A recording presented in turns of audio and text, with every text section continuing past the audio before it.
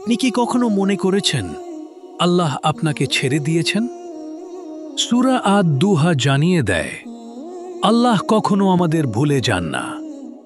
নবীজি হযরত মুহাম্মদ সাল্লাল্লাহু আলাইহি ওয়াসাল্লামের জীবনের শেষ সময়ে যখন কিছুদিন ওহী বন্ধ ছিল, মানুষ কটূক্তি করছিল, তোমার রব তোমাকে ছেড়ে দিয়েছেন, তখন এই সূরা নাজিল হয়।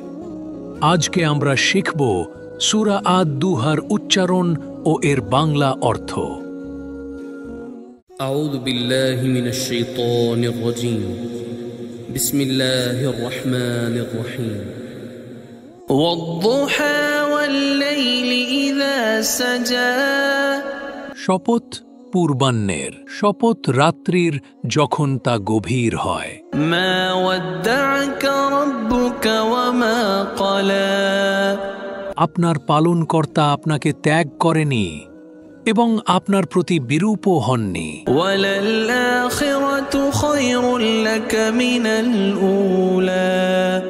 আপনার জন্যে পরকাল ইহকাল অপেক্ষা শ্রেয়।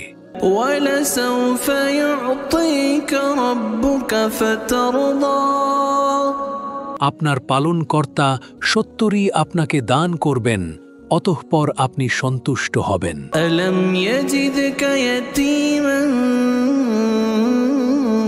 ফাআওয়া। তিনি কি আপনাকে এতিম রূপে পাননি? অতঃপর তিনি আশ্রয় দিয়েছেন। ওয়াওয়াজাদাকা দাল্লান ফাহাদা।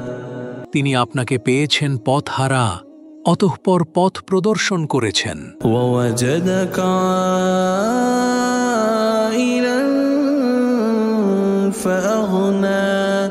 তিনি আপনাকে পেয়েছেন নিঃস্ব, অতঃপর অভাব মুক্ত করেছেন। ফাআম্মাল ইয়াতীমা ফালা তাকহার। সুতরাং আপনি এতিমের প্রতি কঠোর হবেন না। ওয়া আম্মাস সাইলা ফালা তানহার। সওয়ালকারীকে ধমক দেবেন না। ওয়া আম্মা বিনি'মাতি রাব্বিকা ফাহাদ্দিস। এবং আপনার পালনকর্তার নেয়ামতের কথা প্রকাশ করুন। বন্ধুরা, আশা করি আজকের এই ভিডিও থেকে আপনারা সূরা আদ-দুহার শিক্ষা ও মর্ম বুঝতে পেরেছেন। এই সূরা আমাদের শিখায় আল্লাহ কখনো কাউকে ত্যাগ করেন না। কষ্টের পরেই আসে স্বস্তি।